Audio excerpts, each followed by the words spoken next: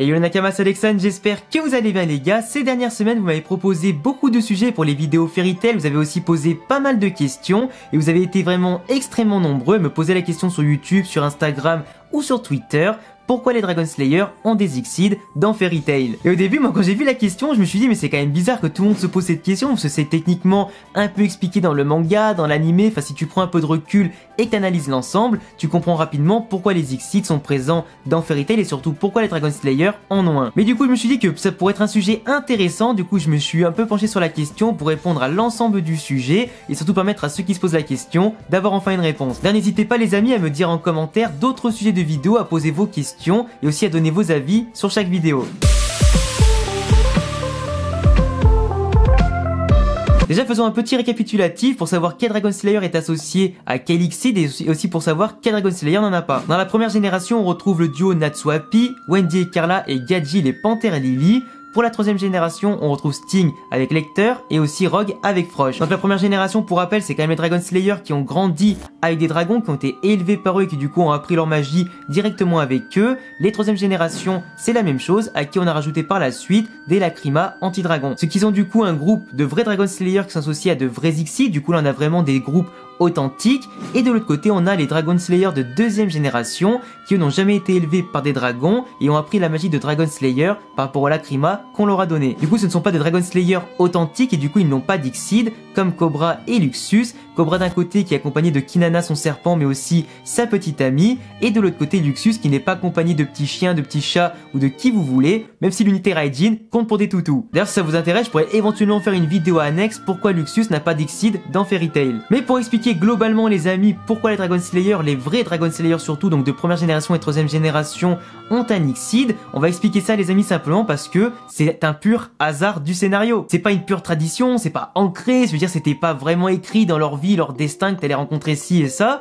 c'est en fait simplement une volonté de Mashima d'associer un Dragon Slayer avec un Exceed, créer des duos qui peuvent être complémentaires et simplement s'aider autant dans le combat qu'en dehors. Parce que c'est pas les dragons qui ont expliqué du coup à Natsu et machin, ouais tu vas rencontrer un Exceed, il faut absolument que t'en rencontres un, sinon tu vas crever, sinon tu pourras pas atteindre tes objectifs et tout ça, c'est pas du tout ça. C'est vraiment le pur hasard parce qu'on a clairement vu que Natsu quand il était petit, il s'est baladé avec Lisana, il est tombé sur un œuf pour Happy, quand du coup pareil, quand Wendy, Gaijin, Natsu et tout ont été envoyés dans le présent par la porte Eclipse, bah du coup Wendy elle est tombée sur Carla, puis de l'autre côté, t'as comment il s'appelle Gadjil qui était totalement jaloux de Natsu et Wendy, qui eux avaient un chat comme il appelle ça, comme les Exceeds, et que lui du coup en voulait absolument un aussi. Ce n'était pas par pure tradition, par destin ou quoi, mais par pure jalousie qu'il en voulait un. Du coup Gadjil a profité de l'arc à Edolas pour affronter Panthère Lily, du coup en faire son chat comme il aime si bien le dire, pour avoir lui aussi un Exceed encore plus stylé et charismatique que celui de Natsu et de Wendy. Sting et Rogue c'est un petit peu pareil que Natsu et Wendy, ils ont rencontré du coup leur Exceed au fur et à mesure quand ils ont débarqué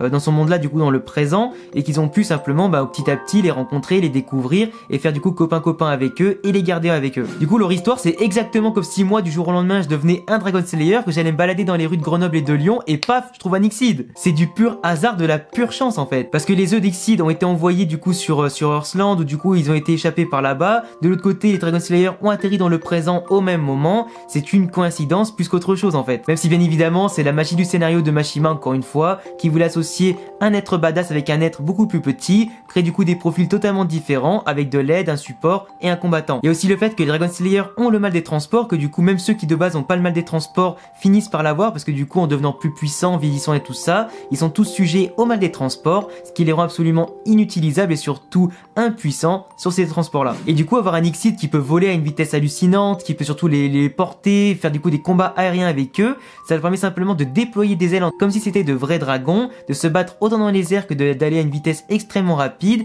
pour pouvoir se déplacer et contrer aussi le mal des transports. D'où le fait que j'ai dit avant que du coup le fait d'avoir un Exceed avec un Dragon Slayer, ça apporte de la complémentarité et on retrouve exactement la même chose avec Cobra et Kinana en mode serpent qui peut voler et tout pour se battre dans les airs et se déplacer. Donc là où les Dragon Slayer vont compléter en force les Exceeds vont apporter du soutien aux Dragon Slayer qui en ont bien besoin. Autre que bien sûr être de parfaits compagnons de voyage et tout mignon. Les Ixides aussi est une race qui a permis de développer un arc spécifique par rapport à Edolas bien évidemment, qui a apporté un développement plutôt sympa avec les doubles d'Edolas, c'est bien sûr un monde qui n'a pas de magie, qui crée bien sûr une ambivalence et surtout un monde complémentaire à celui d'Earthland, mais ça a surtout permis à Mashima, à l'éditeur et aussi bien évidemment à la licence de Fairy Tail de vendre énormément de produits dérivés, d'avoir un marketing appuyé sur des produits mignons, sur aussi des choses qui sont parfaites, de créer aussi une mascotte avec Happy qui ressort énormément de fois dans les goodies, dans le marketing, la com aussi par rapport à la vie des fans, et créer aussi forcément des personnages qui vont par pair comme Wendy Carla, comme Panther Lily Gadgil ou encore Natsuapi pour ne citer que.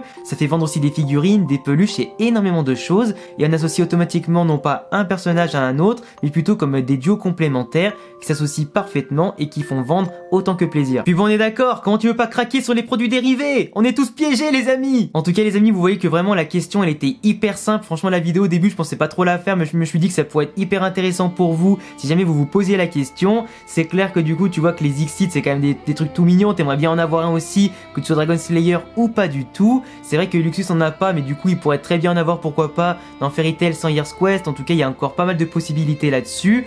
Mais en tout cas les amis, on va se laisser là-dessus. J'espère que la vidéo et mon analyse vous ont plu, que vous avez pourquoi pas un avis sur la question, me partager en commentaire avec éventuellement d'autres sujets de vidéos à proposer. Je vous laisse vous abonner, cocher la cloche et me laisser de gros pouces bleus, me rejoindre sur tous les réseaux. Ça fera plaisir à Happy, ça me fera plaisir, c'est le principal. Du coup en tout cas les amis, prenez soin de vous et à bientôt pour une prochaine vidéo. Ciao!